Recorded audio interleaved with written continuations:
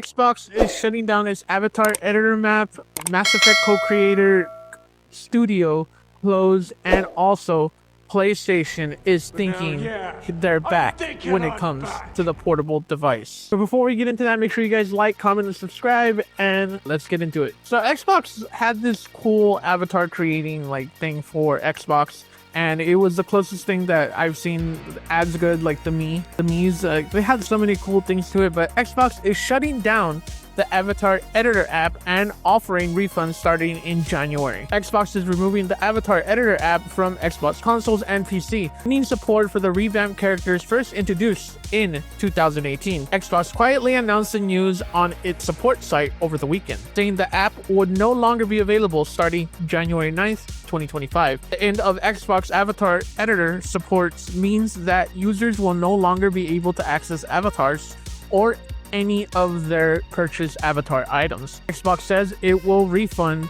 all avatar purchases made between November 1st, 2023 and January 9th, 2025, which is, in my opinion, completely fair. That is a 2-year window, so if you've been spending money like a crazy person on there, it makes a lot of sense that they would do that. That's actually very gracious, no kidding. But the article does go on and said that the reason why that they're doing this is because nobody was really using it in the first place. So even giving you 2 years to be able to get your stuff back, get money back that you can just put into a game or put into something on Xbox Ultimate or something is kind of good. They also mentioned that the reason why they kind of just did away with the program in general is because they want to shift focus to other things for player engagement, dynamic backgrounds, and also that's just one of the things that they're focusing on now. One of the things that they're now in development and confirmed is that they want to make an Xbox handheld. This is something that Phil Spencer has been tinkering with for the longest time, and it makes sense because Xbox is kind of to be fair, the console's kind of dead. Xbox Ultimate and Xbox Game Pass is well and alive, and in the future it's going to grow, probably, maybe, but they kind of put their chips in there, and a portable handheld is perfect for a game subscription when you're on the go. And also they're developing a next gen successor. They already have the chips in mind, and they already have the chips for the handheld, and they have chips for the next gen successor. So it makes sense that they want to do this because even PlayStation, who's dominating, and the Nintendo Switch, who's dominating as well, there is a report that says the shares that are going on with that isn't really doing much. It hasn't really grown as much as they thought it would. Pretty much every console sells about 160 million consoles per generation, so it's never really grown more than that, and they want it to be more than just this certain amount of consoles that you're gonna sell. Even though software's sales are an all-time high, it's still not the growth that they want, and it makes sense for them to explore this. Let me know what you think in the comment section. Do you think that this is a bad thing that they're closing the Avatar thing? Also, what do you think of the handheld that is rumored for Xbox? Do you think it's a good idea or a bad idea? Let me know in the comment section below. So Casey Hudson is a legendary game developer that made all these great games like Mass Effect and Knights of the Old Republic. I think he did Knights of the Old Republic. I can't remember if he was there and if he was in the studio when that happened, but I'm pretty sure it is. But the Casey Hudson and the other co-founder that I can't think of the name right now are super legendary because they've made so many games, and it was kind of sad when I heard that they were going to leave BioWare and start their own gaming company separately, because they're just such great. They just did such a good job with the studio when it happened, but it happens. But there is some bad news when it comes to that. Mass Effect's co-creator studio Human Origin abruptly shuttered in midst of AA sci-fi game development. Human Origin, the game studio founded by Mass Effect co-creator Casey Hudson, is shutting down, according to an official post from the company today. The LinkedIn post announced the shuttering explains that the decision was made due to an unexpected shortfall of funding, despite efforts to shield the studio from broader challenges in the industry. We're heartbroken that we are not able to bring our science fiction universe to completion. Our main concern at this time, however, is for our team, and we are committed to supporting them in the transition to new employment. In our time together, the team achieved incredible progress and demonstrated that it's possible to do amazing work while fostering a culture of fun and creativity. We thank them for their talent, courage, and friendship.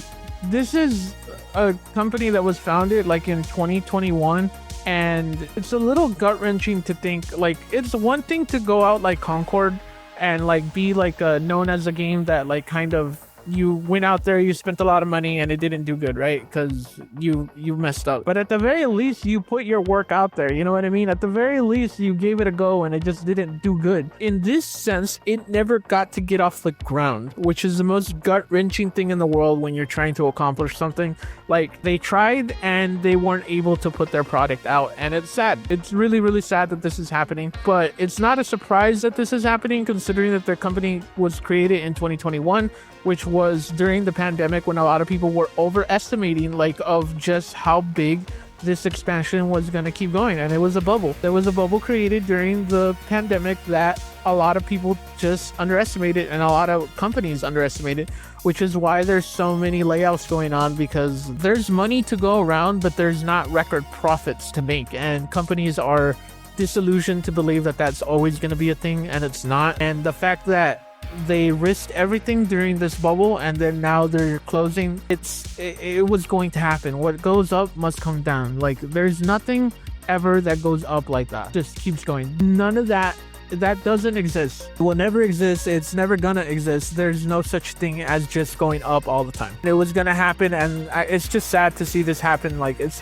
sad to see one of my favorite creators not even be able to release his vision of a game that he wanted to do. It sucks. It really, really does. Let me know what you think in the comment section. And yeah, let me know, are you disappointed that this didn't come out? What are your thoughts? And yeah, let me in the comments. So today, Cyberpunk celebrates that it hit 30 million copies, with 30 of those million copies being like DLC of 8 million copies sold of its DLC. So like, it's doing really good. Obviously, Cyberpunk has recuperated in the terms of like an actual working game, and I hated on that game really hard, but I'm very happy for the fact that they actually fixed the game. Cyberpunk celebrates 30 million copies sold of Cyberpunk 2077, including 8 million copies sold of its DLC, which I'm really happy for CD Projekt Red. They really took a really bad situation, which I hated on them for a lot. Like, honestly, I hated on them a lot for what the decisions that they made, because that game, like, if you want to start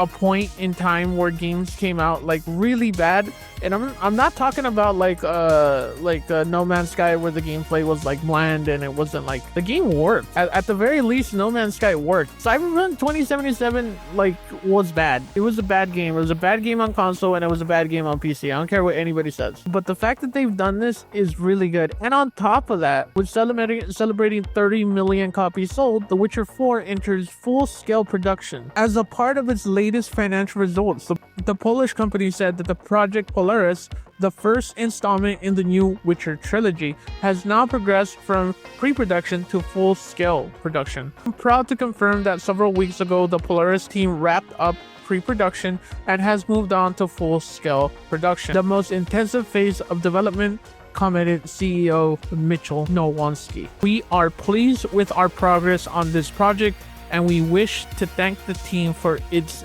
dedication. I'm thrilled to announce that the Project Polaris has entered full-scale production phase. Team director Sebastian Caleb tweeted, "With new challenges just around the corner, it's talented and hardworking, remarkable experience, no stopping now. Stay tuned for what's on the other side." I'm really happy for them. The Witcher games are such great games that it's never been a question whether or not CD Projekt Red can make a game. It's the fact that they lost so much talent from The Witcher, and to make it into like Cyberpunk 2077 with people who weren't familiar with what they wanted to do was the question. And now that they've kind of graduated into that, we can get into the new Witcher 4, and then probably towards the end of this generation, The Witcher 4 is going to come out, or maybe 2 years if we're lucky. And probably at the start of next generation is when they're going to start Cyberpunk 2077. They're not going to make the same mistake that they did before and release a trailer for Cyberpunk 2077 too, like, and expect for it to come out anytime soon. It's more than likely going to be year 1 or year 2 of next generation that we'll see anything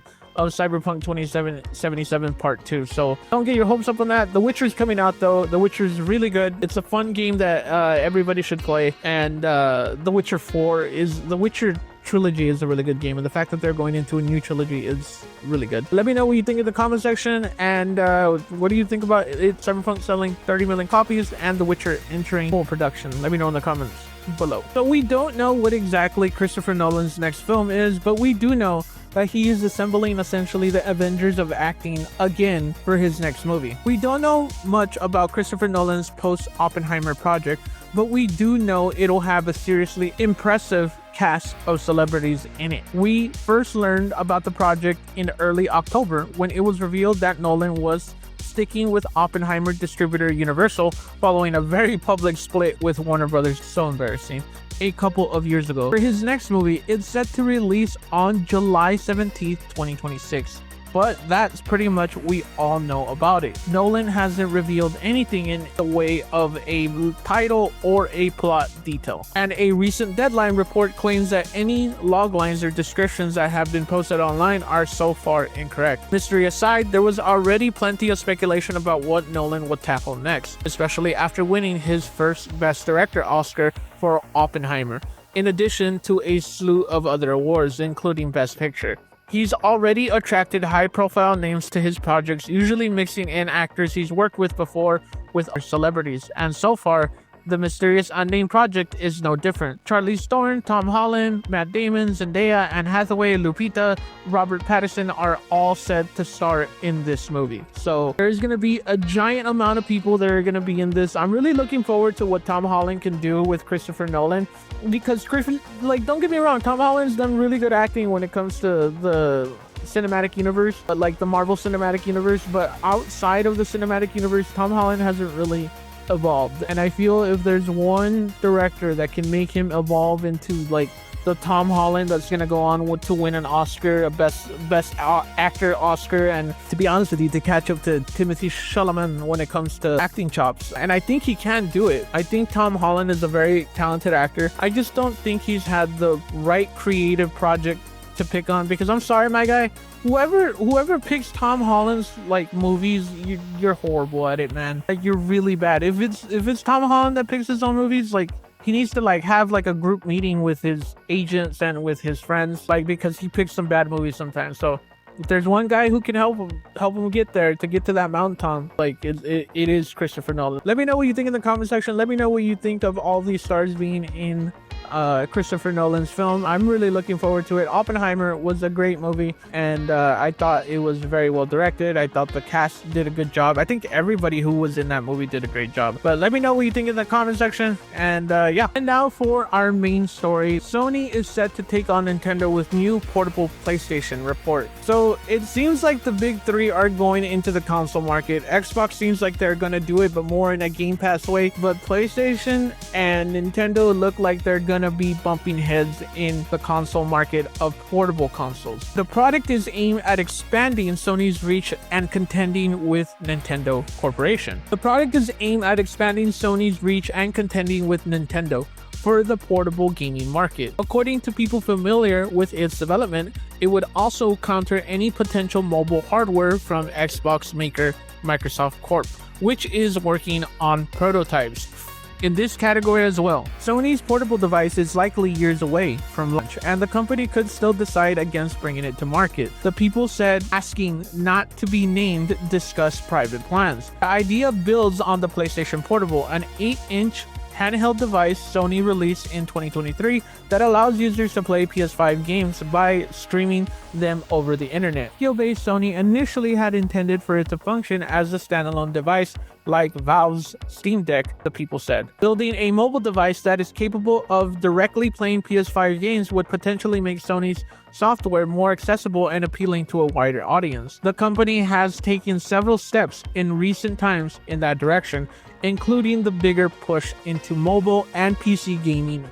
as well as a live service titles. Sony spokesman declined to comment. I think the reason why PlayStation wants to do this is for what I said in the beginning of the video. The Sony CEO kind of came out and said that PlayStation isn't making any more improvement when it comes to growing its hold like a more bigger hold on people. Like the most that most consoles sell, and that's the PS2, was 160 copies, like 160 consoles were sold. Now while software sales are up, like I said in the beginning of the video, it's not exactly expanding the console market as a whole. So it only makes sense that PlayStation and Xbox would want to try to expand to further appeal to more people and sell more software, to be honest with you, because a console that's on the go, more than likely people are more likely to make a purchase if they are on the go. The thing that I don't think people take into consideration is that I think the reason why Sony doesn't want to comment on this, A, it's too early, and B, like, they more than likely are seeing what's happening with the economy right now. They want to know what's going to happen, and they want to know if any of these tariffs are going to affect import and exports, and if this actually passes, and if it does pass, what it does to the economy. Keep in mind that the PS3 came out at the worst possible time, and it was priced fairly in my opinion, but it was during a economic struggle, and it was a bad choice to do so, because that one console almost cost the entirety of Sony. Sony to this day is still recovering from that day, because the Sony of then that released the PS3 was a bigger juggernaut than what Sony is now, and they know that. They understand that, which is why they're buying these companies to try to bulk up and try to be what they used to be as a hold in the terms of what Sony had. Sony had everything. They had the technology, they had the music, they had everything. Everybody wanted to be Sony, and that's no longer the case anymore. And so they understand that they can't afford to have a PS3 situation all over again. So it makes me wonder if they even are considering to release a PlayStation 5 console at all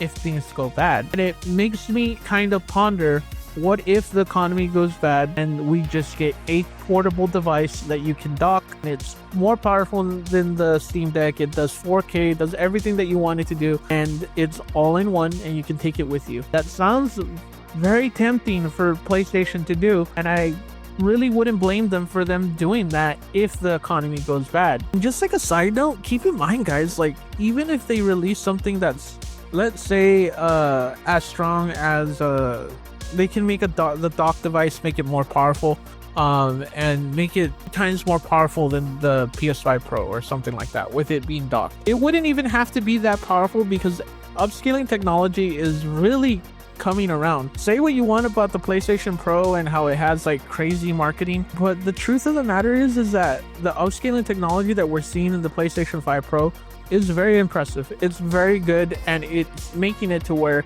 it's making it obsolete to where you need to have a workhorse of a machine in order for you to get these nice graphics. And we're thinking about it the wrong way. We're thinking about more pixels on the screen instead of using the AI that we have in order to make it look like it is those pixels on the screen. Because to be honest with you, none of you can tell the difference. None of you can tell the difference of upscale and 4K. And if you can, you're lying. I'm sorry. You're 100. You remind me of the people that prefer film over digital because it has a certain look. You just can't tell anymore. There's certain techniques now that you just can't tell. Let me know what you think in the comment section again. And remember, you're pretty good.